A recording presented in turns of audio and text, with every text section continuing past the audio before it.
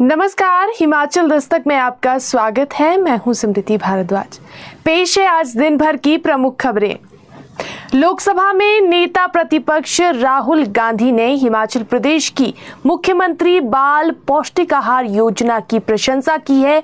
उन्होंने मुख्यमंत्री सुखविंदर सिंह सुक्खू को इस योजना के प्रति अपनी सराहना व्यक्त करते हुए एक पत्र भेजा है। राहुल गांधी ने पत्र में कहा है कि इस तरह की योजनाएं देश के भविष्य को स्वस्थ बनाने में महत्वपूर्ण भूमिका निभाती हैं और उन्होंने इसके लिए हिमाचल सरकार की सराहना की है। वहीं मुख्यमंत्री बाल पौष्टिक आहार योजना की सफलता को देखते हुए हिमाचल सरकार अब इस योजना का विस्तार करने जा रही है। महिला एवं बाल विकास विभाग ने इस विस्तार के लिए एक विशेष प्रोजेक्ट भी तैयार किया है। इस प्रोजेक्ट में स्वास्थ्य और शिक्षा विभाग को भी शामिल किया जाएगा। इसके अंतर्गत गर्भवती महिलाओं, धात्री महिलाओं और 3 साल तक के बच्चों को भी शामिल किया जाएगा। करीब 3 महीने पहले हिमाचल प्रदेश में मुख्यमंत्री बाल पौष्टिक आहार योजना की शुरुआत की गई थी, जिसकी घोषणा मुख्यमंत्री ने अपने जो पिछला बजट था उसमें की थी। इस योजना के तहत राज्य के सरकारी स्कूलों में मिड डे मील के दौरान लाखों बच्चों को सप्ताह में 1 दिन अंडा या फल देने का भी प्रावधान है। वहीं हिमाचल सरकार अब इस योजना के विस्तार के लिए भी तैयार हो गई है, जिससे इसका लाभ और अधिक लोगों तक पहुंच सके। वहीं पूर्व केंद्रीय मंत्री व हमीरपुर से सांसद अनुराग ठाकुर आज कांगड़ा जिला के धर्मशाला पहुंचे। अनुराग ठाकुर ने कहा कि संजौली और मंडी में आखिर ये परिस्थितियां क्यों खड़ी हुई हैं। हिंदूवादी संगठनों ने आखिर ऐसा क्या गुनाह कर दिया कि कांग्रेस सरकार को बल प्रयोग करने की जरूरत पड़ रही है। क्या कांग्रेस राज में अब हिंदू समाज अपनी मांगों को लेकर विरोध प्रदर्शन भी नहीं कर सकता। उन्होंने कहा कि हिमाचल में आए दिन इस तरह की घटनाएं और इससे उपजे हालात चिंता का विषय हैं। उन्होंने कहा कि मंडी और संजौली में बनी नई परिस्थितियों की गहराई में जाने की आवश्यकता है और इसके क्या कारण रहे हैं, सरकार को इसका पता भी लगाना चाहिए। उन्होंने ये भी कहा कि कांग्रेस ने वक्फ बोर्ड के नाम पर देश की महत्वपूर्ण जमीनों को लेकर यहाँ पर गलत निर्णय लिया और इसमें संशोधन किया जा सकता है। उन्होंने कहा कि डेमोग्राफी को लेकर स्थानीय लोगों में जो भारी रोष है, उनकी चिंताओं को गंभीरता से सुना जाना चाहिए, क्योंकि हिमाचल में इस तरह की घटनाएं प्रदेश की शांति व सौहार्द को नुकसान पहुंचा रही है। वहीं आम आदमी पार्टी के राष्ट्रीय संयोजक व दिल्ली के मुख्यमंत्री अरविंद केजरीवाल ने इस्तीफे का ऐलान किया है। अरविंद केजरीवाल ने कहा कि जब तक बरी नहीं हो जाता सीएम पद पर नहीं बैठूंगा। 2 से 3 दिन में नए काम का ऐलान यहाँ पर नए नाम का किया जाएगा। जेल से बाहर आने के बाद दिल्ली सीएम का ये पहला संबोधन है और कहीं ना कहीं बड़ा ऐलान उन्होंने अपने इस्तीफे को लेकर यहाँ पर दिया है। वही कांग्रेस महासचिव प्रियंका गांधी वाड्रा अपने निजी प्रवास पर आज शिमला पहुंची हैं। वो दिल्ली से शिमला तक सड़क मार्ग से आई हैं।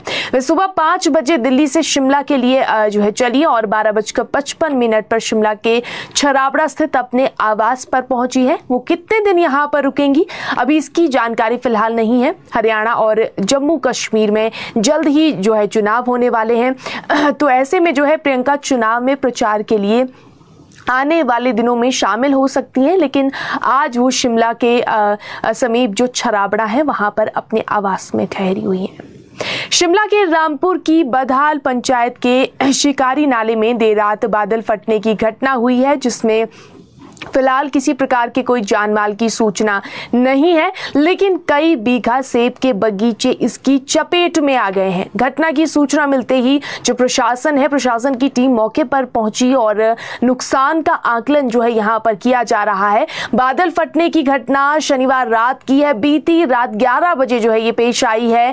शिकारी नाले के पास हुई इस घटना से जो मलबा है उसने अपना रास्ता बदल दिया, जिसकी वजह से किसी के हताहत होने की सूचना नहीं है, लेकिन एक मकान इसकी चपेट में आने से बच गया है, क्योंकि मलबा मकान से कुछ ही मीटर दूरी से होकर गुजरा।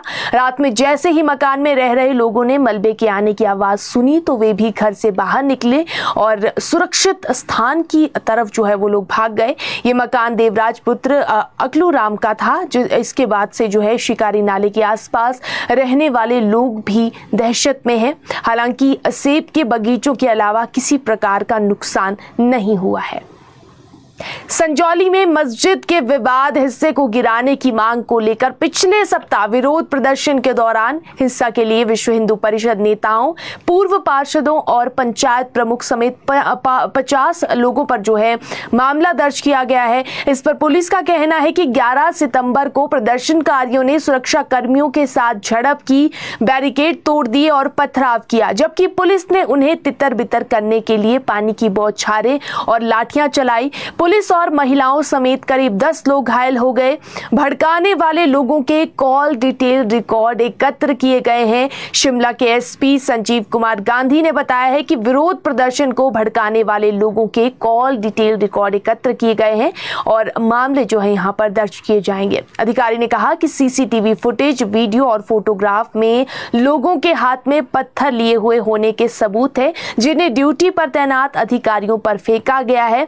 और यह भी बताया गया है कि पुलिस ने अब तक जिन 50 लोगों की पहचान की है और 8 मामले दर्ज किए हैं, उनमें विश्व हिंदू परिषद के नेता, पंचायत प्रमुख और उनके प्रतिनिधि, पूर्व पार्षद और दुकानदारों के अलावा चौपाल और ठेक के लोग भी शामिल हैं।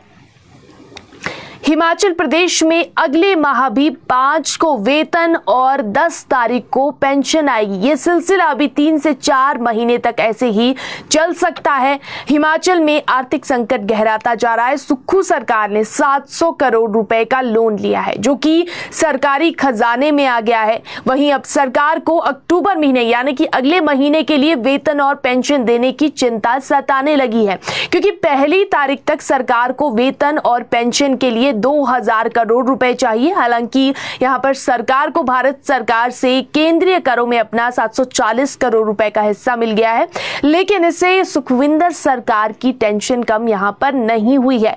कारण यह है कि सरकार को अगले महीने फिर से कर्मचारियों के वेतन के लिए 1200 करोड़ रुपए और पेंशनर्स के लिए 800 करोड़ रुपए की रकम चाहिए। यानी राज्य सरकार को 1 तारीख को 2000 करोड़ रुपए चाहिए। यदि अक्टूबर की 1 तारीख को सितंबर महीने की पगार कर्मचारियों को नहीं मिली तो बात फिर से 5 तारीख को जाएगी और इसी तरह पेंशनर्स को भी पेंशन के लिए 10 तारीख का इंतजार करना होगा। तो ऐसे में राज्य सरकार विचार कर रही है कि किस तरह से वेतन व पेंशन 1 तारीख को ही दिया जाए। वहीं विधानसभा के मॉनसून सेशन की बात करें तो उस वक्त भी सीएम सुखविंदर सिंह सुक्खू ने कहा था कि राज्य सरकार प्रयास करेगी कि 1 तारीख को ही वेतन और पेंशन दे दी जाए, लेकिन खजाने की सेहत देखकर लगता है कि शायद ऐसा हो।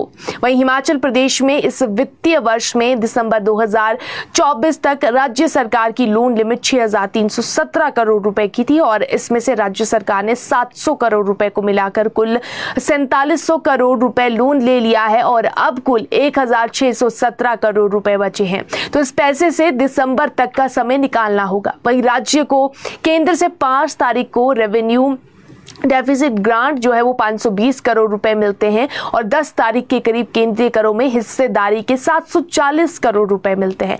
तो ये रकम मिला दी जाए तो सिर्फ कर्मचारियों का वेतन ही निकलता है। तो ऐसे में अब आने वाले महीने की चिंता भी है कि किस तरह जो कर्मचारी हैं जो उन्हें वेतन जो है दिया जाएगा और किस तरह से जो है पेंशन दी जाएगी। तो अगर यही हालात रहते हैं तो फिर से जो है अगले महीने भी कर्मचारियों को वेतन 5 तारीख को और जो पेंशनर्स हैं उनको पेंशन जो है 10 तारीख को मिल सकती है। वहीं शिक्षा मंत्री रोहित ठाकुर आज ठेक के जुबड़ी ब्योन सावन में रिहाली मेले के समापन अवसर पर पहुंचे। शिक्षा मंत्री ने कहा कि मेले, विशु एवं त्योहार अपनी प्राचीन परंपरा के प्रतीक है। उन्होंने मेला कमेटी को इस प्राचीन संस्कृति एवं सभ्यता के संरक्षण के लिए बधाई दी। उन्होंने कहा कि ये मेले कहीं ना कहीं देव संस्कृति से भी जुड़े हुए हैं, जिससे इनका महत्व और अधिक बढ़ जाता है। उन्होंने कहा कि प्रदेश के यही मेले, विशु एवं त्योहार पूरे भारतवर्ष में अपनी एक अलग पहचान रखते हैं। आज की युवा पीढ़ी को आगे आकर इनके संरक्षण के लिए उचित कदम उठाने चाहिए ताकि हमारी प्राचीन परंपरा का संरक्षण सुनिश्चित हो सके। शिक्षा मंत्री ने कहा कि जिस क्षेत्र में ये मेला आयोजित किया जा रहा है ये ठेक एवं जुब्बल कोटखाई विधानसभा क्षेत्र का संगम है। इसके विकास के लिए किसी भी प्रकार की कमी नहीं आने देंगे। उन्होंने कहा कि प्रदेश सरकार की प्राथमिकता ही दुर्गम क्षेत्रों का विकास करना है। वहीं शिक्षा मंत्री ने क्षेत्र के लोगों की मांग के तहत राजकीय वरिष्ठ माध्यमिक स्कूल क्यार में पीजीटी संस्कृत का पद स्वीकृत करने की घोषणा की है। रोहित ठाकुर ने कहा कि मेला ग्राउंड को चौड़ा करने के लिए एफसीए के अंतर्गत स्वीकृति लेनी होगी और इसके बाद ही इसके चौड़ा करने के लिए पैसों का उचित प्रावधान किया जाएगा। जम्मू कश्मीर के किश्तवाड़ इलाके में आतंकवादियों से लोहा लेते बलिदान हुए हमीरपुर के लहद गांव के जवान अरविंद का सैन्य सम्मान के साथ अंतिम संस्कार किया गया। सेना में ही कार्यरत छोटे भाई परमजीत ने बलिदानी बड़े भाई अरविंद की चिता को मुखाग्नि दी। पार्थिव देह घर पहुंचते ही चीखों पुकार से माहौल गमगीन हो गया था। 11:15 बजे के करीब बलिदानी की पार्थिव देह घर पर पहुंची तो मां और पत्नी का रो कर जो है बुरा हाल था, वो रो कर बेसुध हो गई। वहीं शुक्रवार को किश्तवाड़ डोडा में आतंकी मुठभेड़ के दौरान 27 वर्षीय अरविंद देश के लिए बलिदान जो है हो गए। वहीं अंतिम यात्रा में हर किसी की आंखें नम थी। गांव में पहुंचने से पहले सड़क से गांव तक युवाओं ने बाइक रैली निकालकर शहीद अरविंद सिंह को श्रद्धांजलि दी और भारत माता की जय के नारे भी लगाए। शिमला में 2 बच्चों की विधवा मां के साथ दुष्कर्म का मामला सामने आया है। चौंकाने वाली बात यह है कि जिस शख्स पर दुष्कर्म का आरोप लगा है वो पीड़िता से उम्र में 4 साल छोटा है। पुलिस ने पीड़ित महिला की शिकायत पर आरोपी के खिलाफ दुष्कर्म और जान से मारने की धमकी की प्राथमिकी दर्ज की है। वहीं पीड़ित महिला और आरोपी ऊना जिला के मूल निवासी है। पीड़िता शिमला में प्राइवेट नौकरी करती है और इसके 2 बच्चे हैं। महिला के पति की कुछ साल पहले ही मौत हो गई थी। 34 वर्षीय विधवा महिला ने महिला पुलिस थाना में शिकायत दर्ज करवाई है कि शुभम नाम के युवक ने शादी का झांसा देकर उसके साथ शारीरिक संबंध बनाए और अब शादी करने से इनकार कर रहा है। वहीं पीड़िता ने पुलिस को यह भी बताया कि आरोपी ने उसे जान से मारने की धमकी भी दी है। आरोपी ऊना जिला के मुबारकपुर का मूल निवासी है और पुलिस ने पीड़ित महिला की शिकायत पर महिला पुलिस थाना में आरोपित शख्स के खिलाफ मामला दर्ज कर लिया है। पुलिस आरोपी की तलाश कर रहा है। उधर मंडी जिला में 45 वर्षीय महिला के साथ दुष्कर्म का मामला सामने आया है। बल थाना क्षेत्र के रिवालसर स्थित एक गेस्ट हाउस में दुष्कर्म की इस घटना को अंजाम दिया गया है। पुलिस ने पीड़ित महिला की शिकायत पर मामला दर्ज कर लिया है। हालांकि दुष्कर्म करने वाले आरोपी की अभी तक पहचान नहीं हो पाई है। एसपी मंडी साक्षी वर्मा ने बताया है कि बल पुलिस थाना में सुंदरनगर क्षेत्र की एक विधवा महिला ने अज्ञात व्यक्ति के खिलाफ उसके साथ दुष्कर्म करने की शिकायत दर्ज करवाई है। वहीं पुलिस को दी गई शिकायत में पीड़ित महिला ने बताया कि नौकरी दिलाने के नाम पर आरोपी उसे नेर चौक से रिवालसर ले गया। यहां एक गेस्ट हाउस के कमरे में आरोपी ने उसके साथ दुष्कर्म किया। पीड़ित महिला का कहना है कि वो आरोपी का नाम और पता नहीं जानती है। उधर पुलिस ने एक अज्ञात व्यक्ति के खिलाफ दुष्कर्म का मामला दर्ज किया है और मामले में आगामी कार्रवाई की जा रही है। उधर कुल्लू जिला के मनाली की तेंजिन डोलमा अंतर्राष्ट्रीय मैराथन प्रतियोगिता में भाग लेगी। यह अंतर्राष्ट्रीय मैराथन प्रतियोगिता दिसंबर महीने में आयोजित की जाएगी। तेंजिन डोलमा बेंगलुरु में इस प्रतियोगिता में भारत का प्रतिनिधित्व करेगी। इससे पहले तेंजिन ने राष्ट्रीय मैराथन प्रतियोगिता में गोल्ड मेडल जीता है, जिसके बाद अब अंतर्राष्ट्रीय मैराथन प्रतियोगिता के लिए उनका चयन किया गया है। तेंजिन डोलमा मूल रूप से जिला लाहौल स्पीति की रहने वाली है और इस समय वो मनाली के कोठी गांव में रह रही हैं। तेंजिन डोलमा ने प्रदेश सरकार से आर्थिक सहायता की मांग की है। अब बात करते हैं हिमाचल प्रदेश में मौसम की।